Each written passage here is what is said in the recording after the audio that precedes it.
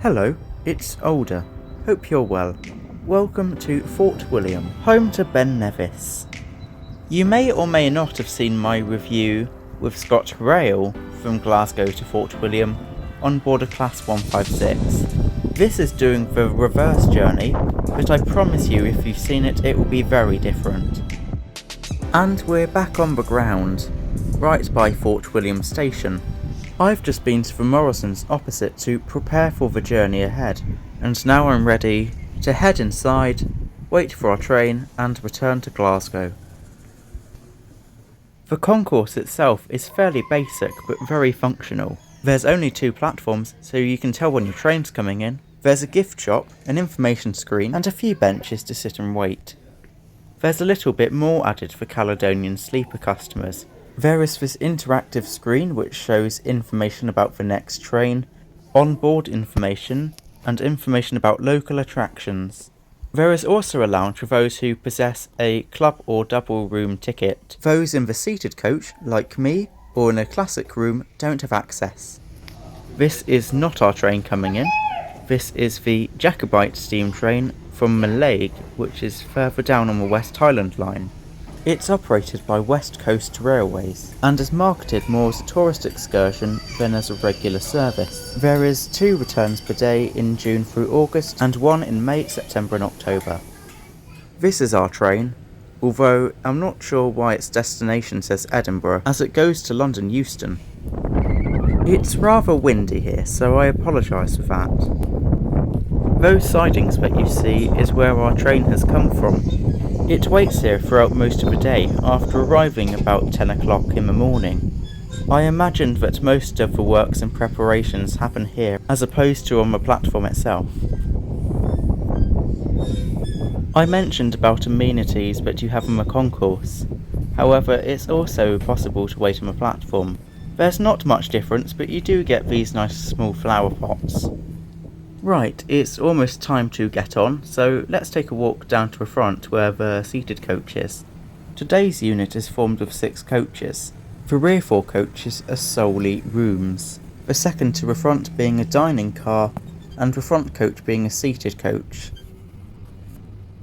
At Edinburgh, the train joins up with other Highlander calendar sleeper services from Inverness and Aberdeen, and ends up with 16 coaches, not including the locomotive at the front.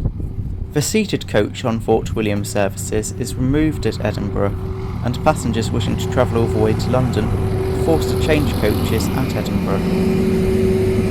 It's a bit noisy, isn't it? Fortunately, you can't hear this once on board, especially not in the rooms. Today's coaches are being pulled by Great British Railfreight Class 66 739, the unit being named Bluebell Railway, although that's a bit far from here.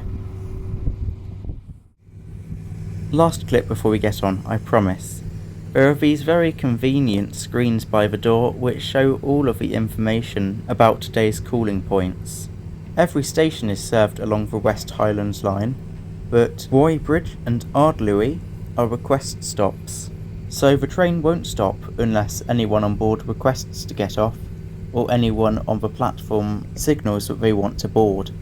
They could make that a little clearer. Right, time to get on. I'll walk down to the seated coach to show you what else is on board.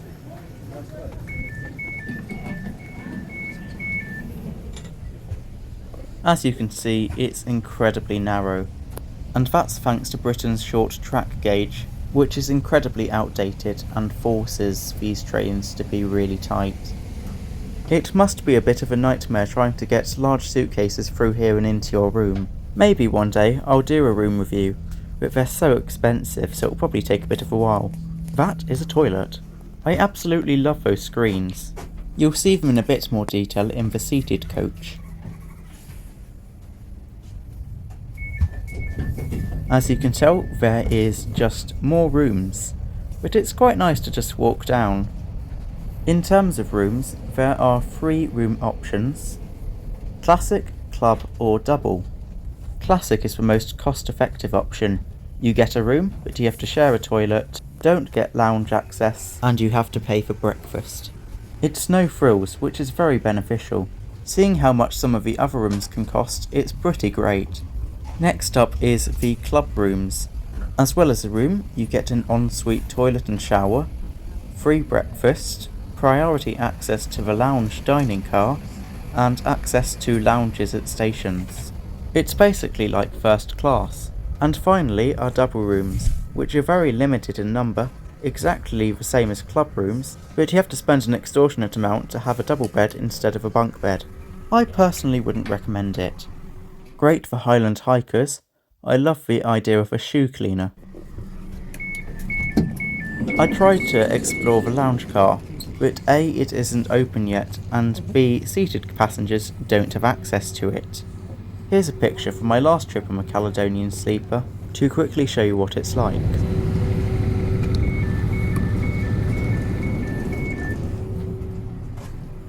There's the guards compartment, I think that's a really cool office. Bike and luggage storage, and then into the seated coach. Reservations are required, but you can reserve until the train leaves, I think. We had only reserved about an hour before. Anyways, time for a seat tour. You get one USB and one plug socket per seat. You get a gigantic table, which folds out even further. Probably the biggest table I've seen on a train. An armrest on each side. As usual, the aisle side one is foldable. You get a footrest. A very nicely placed reading lamp. A safe, where you can choose your own lock number to store your belongings. Reclining seats. A goodie bag and a menu. Window blinds, which I think for the first time on a train I've seen go down fully. A headrest, which is well padded, and a really comfortable seat. I don't know why I said it was okay. My favourite, a meal deal from Morrison's, including a Morrison salad. Like I mentioned earlier, these screens, and this lovely reserved antimacassar. Here's a quick look at the menu. Pause if you want to actually have a read.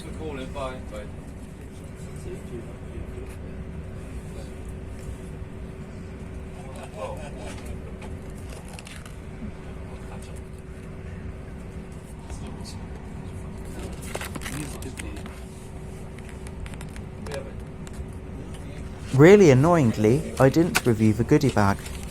And we're finally on the move, on time at 10 to 8. I really should clean my lens. Time for a quick wander, as we'll be sat for about 4.5 hours. Right, I really hate doing toilet reviews. WC is occupied. It feels really weird to film in a toilet, but I feel like I'm obliged to, so here goes. The toilet itself is spotless. There's baby changing facilities as well as an actual toilet, surprise surprise. A support rail for accessibility, and everything was in good working order. 10 out of 10 toilet experience, would not do again. Door unlocked. Door is open. Let's head back to our seat to not be in the way and enjoy reviews of the West Highland Line. And here is our first stop along the journey, Speen Bridge. Quickly followed by Roy Bridge. I didn't realise that the headrests could fold all this way. How convenient. I think this can both do air conditioning and heating. I hope it's both. It does get a little bit noisy down this line, which is a bit inconvenient for those trying to actually sleep.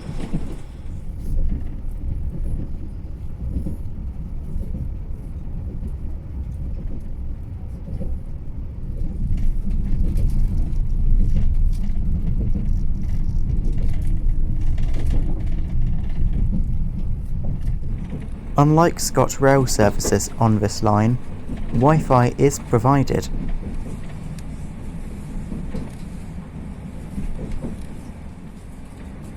And it doesn't ask for your email address or home address or credit card information or anything like that. I apologise as I am severely overdoing this thumbs up thing.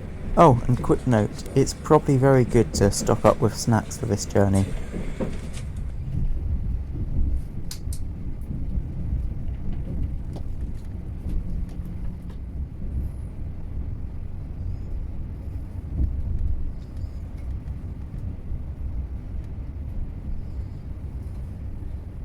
And we're now arriving at our next station, Tulla.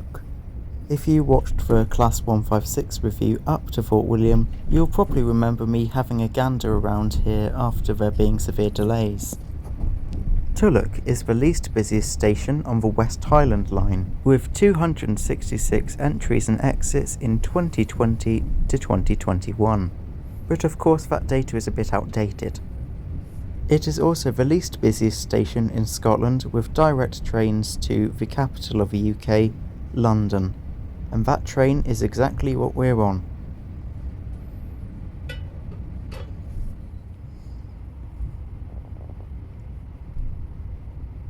What I've noticed is upon arriving and leaving at stations, there is no automated announcements, which is extremely convenient, seeing as the purpose of the journey is to sleep, or for regional travel to Glasgow at a quieter hour. I wonder how people for stations like Preston and Crewe know when to get off. Do they have a knock on their door or something? If you know, share in the comments. Right, let's take a look at the history of a Caledonian sleeper. Sleeper services to Scotland along the West Coast Main Line commenced on the 24th of February 1873, just after the North British Railway revealed the UK's first ever sleeping car. However, until October 1873, most of the sleeper services ran to King's Cross along the East Coast Main Line. Sleeper services along the East Coast Main Line stopped in May 1988. Regular sleeper services along the West Coast Main Line commenced on the 1st of October 1873 by the London and North Western Railway, providing a sleeping car on mail trains 3 days a week between Glasgow Buchanan Street and London Euston. There is an extra charge of 10 shillings for a sleeping berth. Before the decline of the East Coast Main Line sleeping services, in 1976, services ran from London King's Cross to Aberdeen, and competing services from London Euston to Glasgow Central, Perth, Inverness, Stranraer Harbour and Fort William, as well as a service from Bristol Temple Meads to Glasgow Central and Edinburgh via the West Coast Main Line as well. That is a lot more than nowadays, with services from London Euston only running to Glasgow Central, Edinburgh, Inverness, Aberdeen and Fort William. I won't include the Night Riviera from London Paddington to Penzance, as this is about the Caledonian sleeper. Intercity had plans to remove all seated accommodation on sleeper services from May 1992. However, a deal with Stagecoach meant that seated accommodation was saved, albeit was removed a year later anyway. On the 5th of March 1995, the responsibility for the sleeper service was transferred within British Rail from Intercity West Coast to ScotRail, except for the Fort William portion. After rejected proposals to remove this service, it was retained by British Rail, but with reduction from 4 sleeper coaches to 1. Motor rail services were also withdrawn within 1995. On the 4th of June 1996, the sleeper service was rebranded as the Caledonian Sleeper, and each portion was assigned its own identity, including the Night Caledonian to Glasgow, Night Scotsman to Edinburgh, Night Aberdonian to Aberdeen, Royal Highlander to Inverness and the West Highlander to Fort William. The service was retained by ScotRail throughout the franchising period until 2015, where it was handed over to Serco until 2023. And here is Crewe, which is the most remote station within the UK, and also a key filming location for the film Trainspotting. How nice, the lights have been dimmed. Maybe a little bit early on into the journey, but hey, some people like to sleep early.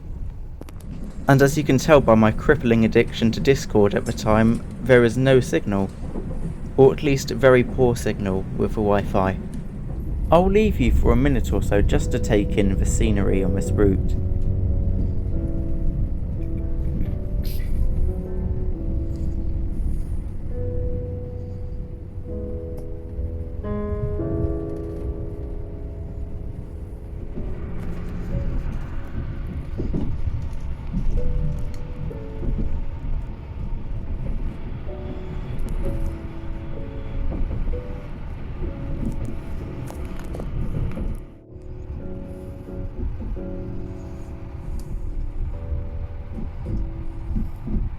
And we're now arriving at our next stop, Rannoch.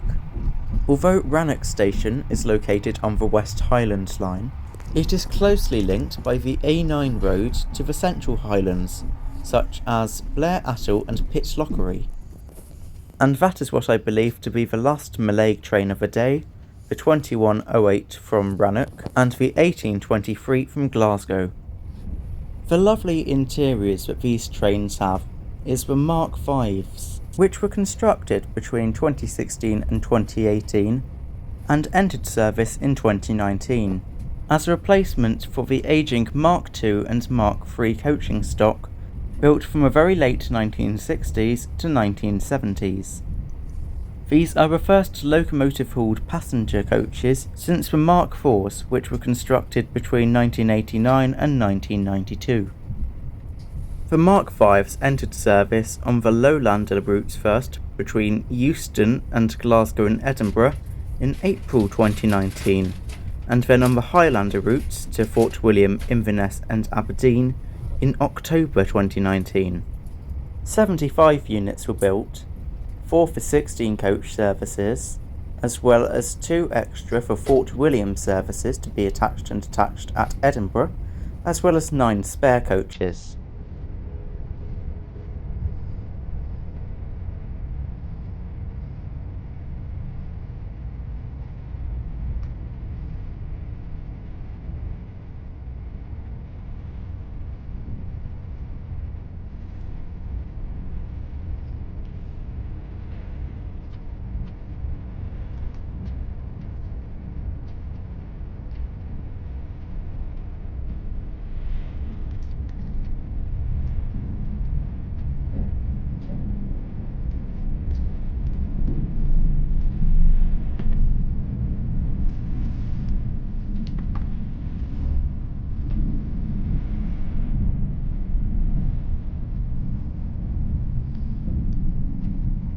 Time to order some drinks. You do this by using the host call button on the ceiling of every seat.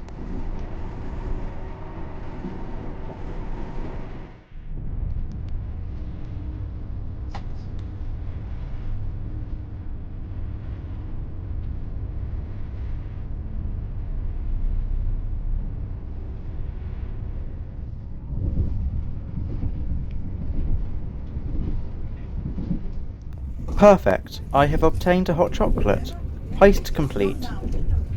I am actually living the life. This is great.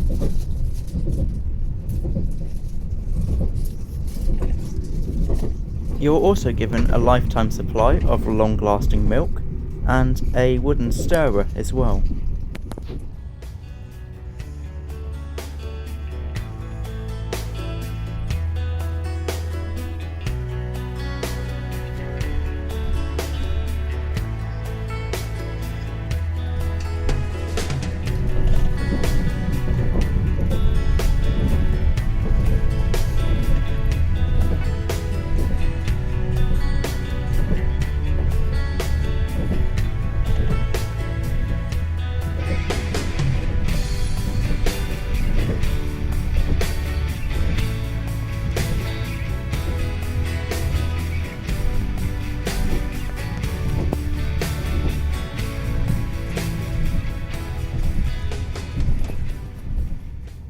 And we are now arriving at Upper Tyndrum.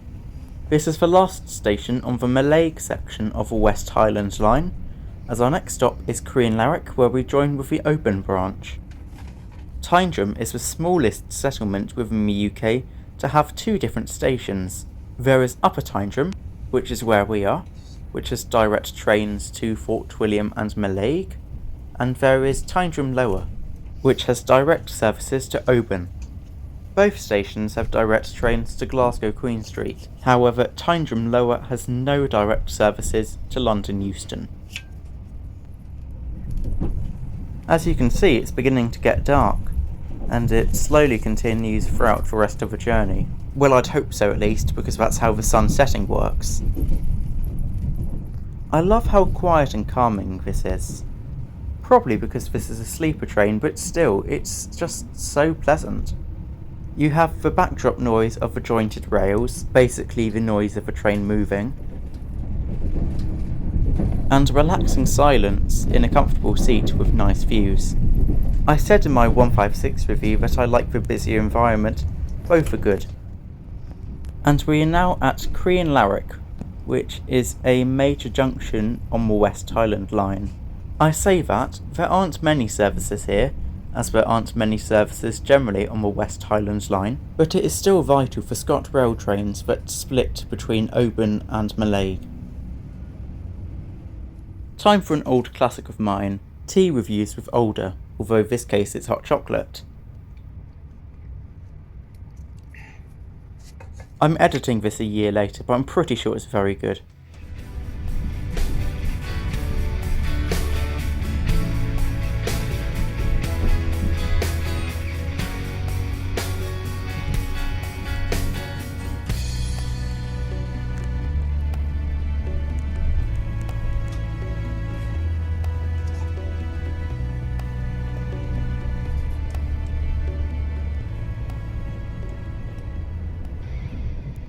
It is truly getting dark now. If I was heading all the way to London, I would have probably stopped filming soon and tried to get some rest, but seeing as I'm getting off in about an hour, I probably wouldn't recommend doing that. If I missed my stop at Glasgow, I'd be stuck in Edinburgh. That would be a bit of a kerfuffle. And we're now passing by Loch Lomond, although covered by lots of trees. I won't bore you with loads of facts, as I did that in my Class 156 review. Maybe consider watching that after you watch this, just a thought, it's up to you.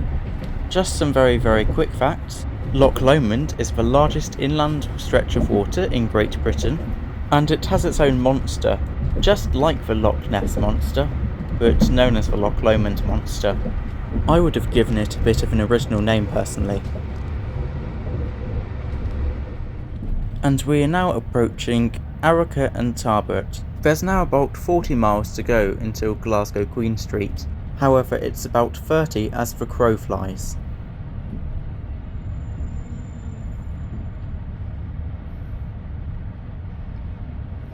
And finally the trees of Loch Lomond disappear a bit and you can slightly see water.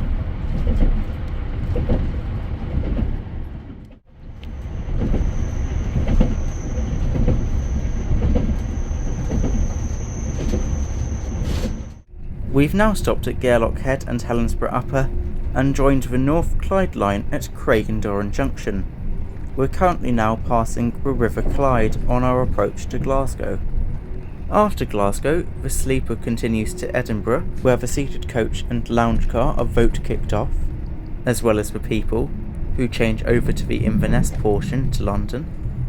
And the service then calls at Preston at 4:35 in the morning, Crewe at 5:30 in the morning, and then arrives at Euston at 8 o'clock in the morning.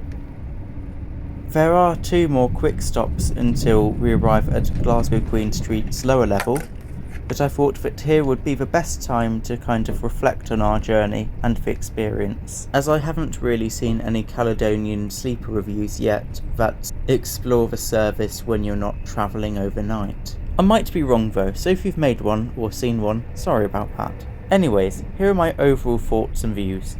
It's definitely a little bit odd to be travelling on the Caledonian sleeper for about 4 hours with no intention to sleep. However, odd does not mean bad, and I enjoyed the journey thoroughly. The seating arrangements are really nice and feel just like first class, probably because of the 2+1 arrangement, basically meaning that there is 2 seats on one side and 1 on the other.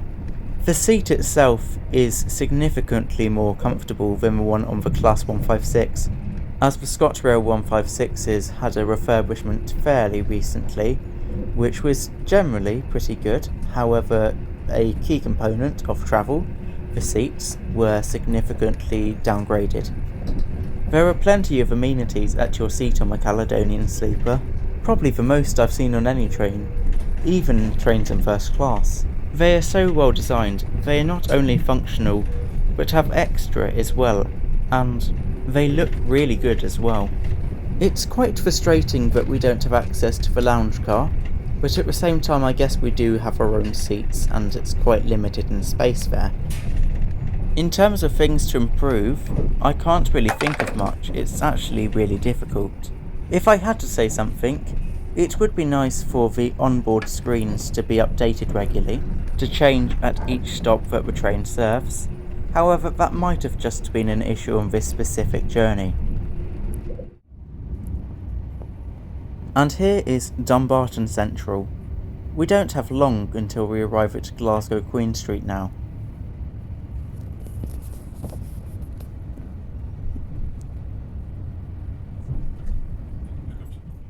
We have about 10 minutes left until we arrive at Glasgow Queen Street.